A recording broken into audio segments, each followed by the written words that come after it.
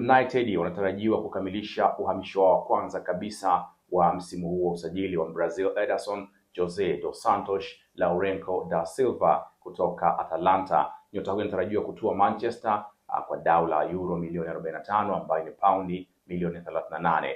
Lakini tangu taarifa zake zilipoanza kwamba atasajiliwa na Manchester, kumekuwa na mijadala mikubwa. Kwa nini asiwe Tchouameni? Kwa nini asiwe Carlos Baleba? Je, huyu ndiye kweli kiungo ambaye Manchester walikuwa wanamhitaji? Anaweza kuja kuibeba timu?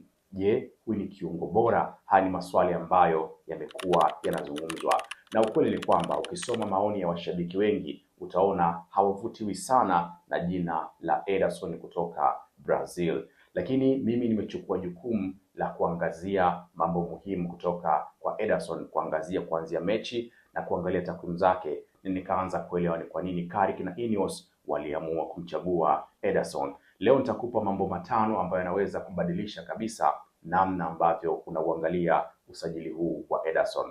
Jambo la mwisho ndio ambalo linanifanya mimi niamini kwa nini Manchester wanaweza kuwa wamefanya biashara nzuri kuliko wengi ambavyo wanafikiria. Jambo la kwanza kabisa ambalo Manchester walikuwa wanalitafuta ni mchezaji ambaye si jina kubwa. Hawakutafuta jina kubwa, walitafuta mchezaji ambaye anaweza kufiti katika eneo la uwanja na kuwapunda wa kufanya kazi. Hili ni jambo namba moja.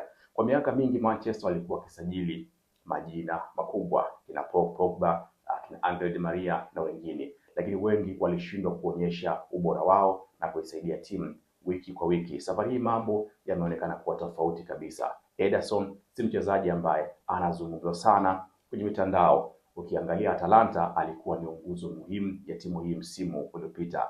Alicheza karibu kila mechi muhimu za msimu uliopita, mechi za Serie A, mechi za michuano ya ligi ya mabingwa Ulaya, na akitumia maelfu ya dakika uwanjani kuweza kufanya kazi ambayo iliyofanya Atalanta kufikia hapo walipo. Hii inaonyesha ni jambo moja tu, kocha alikuwa hampi nafasi kwa sababu hana uwezo, bali ni ubora wake, na kocha hawezi kumwamini mchezaji ambaye hana uwezo kwa bahati mbaya.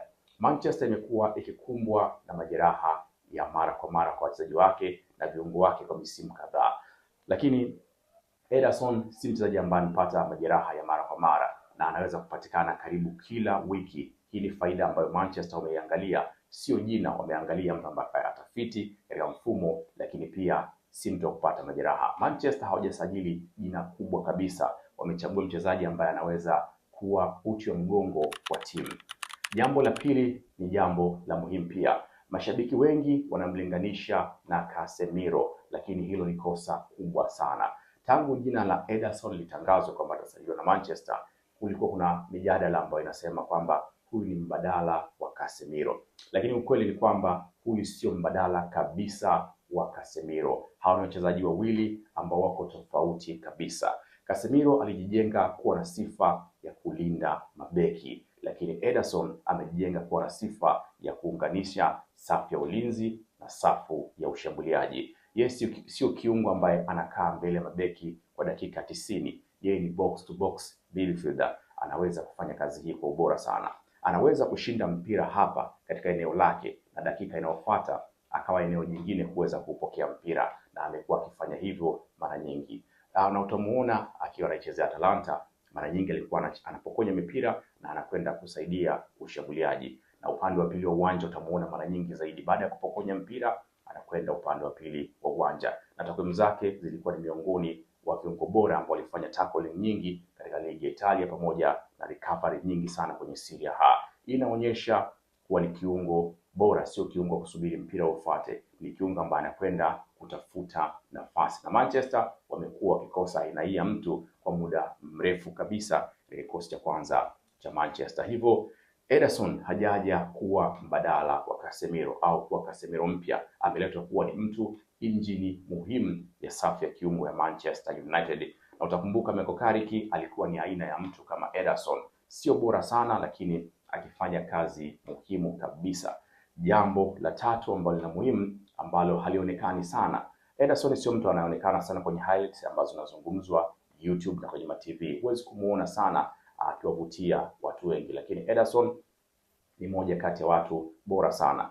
hataonekana kwenye mambo ya muhimu ambayo watu wengi wanayazungumza kwenye ubora wa kupiga chenga na vitu vingine, lakini ukiangalia takwimu ndipo utaelewa kwa nini makocha wanampenda mtu aina hii. Usahihi wake wa kupiga pasi katika ligi ya Italia msimu uliopita ilikuwa ni 89% pasi ambazo zilikamilika. Ina maana kwamba hata akiwa chini ya pressure, mara nyingi anaufanya mchezo kutulia kwa maamuzi ya haraka ambayo hayawezi kuigharimu timu, na ana uwezo mzuri wa kupokea mipira na kuweza kusambaza upendo, hasa anapogeuka kuelekea mbele na kuifanya timu iweze kuflow katika kuelekea kushambulia. Haya ni mambo ambayo hayaingii kwenye highlights, sio mambo ambayo yanazungumzwa, sio vitu ambavyo vinawafurahisha, sio Rabona, sio TikTok. Hizi ni takwimu ambazo mchezaji anaweza kuwa bora, na hivi ndivyo alivyokuwa Xavi. Sio mfungaji sana alivyokuwa mtu kama Kariki, hawafungi, hawaonekani sana, lakini ni watu muhimu. Kuna wachezaji ambao wanavutia kwenye macho ya mashabiki na ndio washabiki wa Manchester wanawataka, lakini makocha wanataka wachezaji ambao wanaweza kutuliza tempo ya mchezo. Ederson ni mmoja kati ya watu hao. Jambo la 4, tusitarajie sana kumpima kwa magoli Ederson ama kwa kufunga zaidi. Kwa sasa unaweza kuona katika msimu uliopita Ederson alifunga mabao machache kabisa. Amefunga karibu mabao 10 katika michezo yote aliyocheza, na unaweza kukatishwa tamaa na ukimfuatilia kwa kufunga, lakini msimu uliopita kwenye Serie A peke yake alifunga magoli 2 tu na akifanya assist 1, ikiwa ni takwimu ndogo kabisa kufanya hivyo, lakini yeye sio mshambuliaji wala sio kiungo wa juu, yeye ni box to box midfielder. Hii haijalishi, lakini umuhimu wake ni kuhakikisha kwamba anakuja kufanya Bruno apate uhuru wa kucheza katika eneo la mbele. Kazi yake ni kuhakikisha Manchester haipotezi vita katikati ya uwanja, ambako ndio sehemu ya mapishi, na hapa ndipo ambako tumekuwa tukikosa mtu anayeweza kufanya kazi hii, kwa sababu Casemiro anaondoka. Hii ndio kazi muhimu zaidi ya kiungo kuliko kufunga. Kama mashabiki wa Manchester watamjaji kwa kufunga, basi huyo atakuwa ni moja kati ya viungo wabovu, lakini pia hata kwenye assist atakuwa ni moja kati ya viungo wabovu. Lakini makocha huwapa alama zaidi wachezaji ambao wanafanya majukumu ya muhimu zaidi. Ederson hapaswi kuja kupimwa kwa magoli aliyofunga ama atakayofunga, lakini anapaswa kupimwa kwa ubora wake katikati ya uwanja, eneo ambako ndiko mapishi ya timu yanakofanyika. Lakini jambo la 5, hii naamini ndio sababu ambayo Ineos na Kariki walimtaka kumchukua Ederson. Kariki alikuwa ni kiungo ambaye alikuwa hahitaji mambo mengi, alikuwa haandiki kwenye vyombo vya habari wala alikuwa hazungumzwi kila wiki, lakini kila kocha aliyefanya kazi na Kariki alimwamini. Kwa nini? Kwa sababu alikuwa ni mchezaji ambaye ana sifa kama alizonazo Ederson. Sifa nyingi ambazo zinafanana ni kuweza kupokea mpira na kujua namna ya kupunguza pressure. Kariki alikuwa hivyo, hata Ederson alikuwa hivyo. Anaupokea, anapunguza pressure na anajua anapiga wapi. Ni mzuri pia kwenye kushinda mipira ya pili, anajua kuunganisha kati ya safu ya ulinzi na safu ya ushambuliaji. Na ndio maana aina hiyo wachezaji wanaweza kuwa wasizungumzwe sana, lakini ni moja kati ya watu bora kabisa. Na ukitaka kujua ubora wake ni upi, ni kama ambapo Casemiro ulikuwa humuoni akiwa bora, lakini akitoka nje ya uwanja unagundua kuna mtu amepungua na mambo yanakuwa magumu.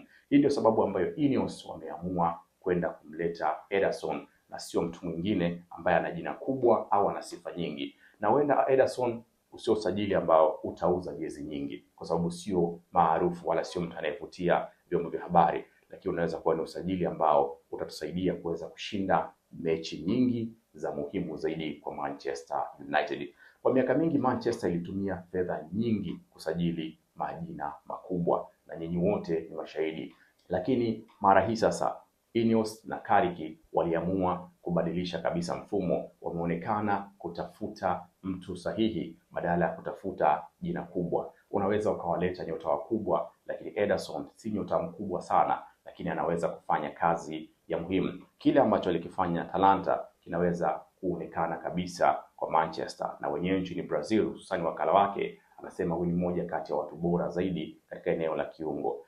Ukiuliza kiukweli kabisa kwa mashabiki wa Manchester, huyu si mtu ambaye anawavutia kwa jina, lakini huyu mmoja inaweza kuwa ni mmoja kati ya usajili bora kabisa.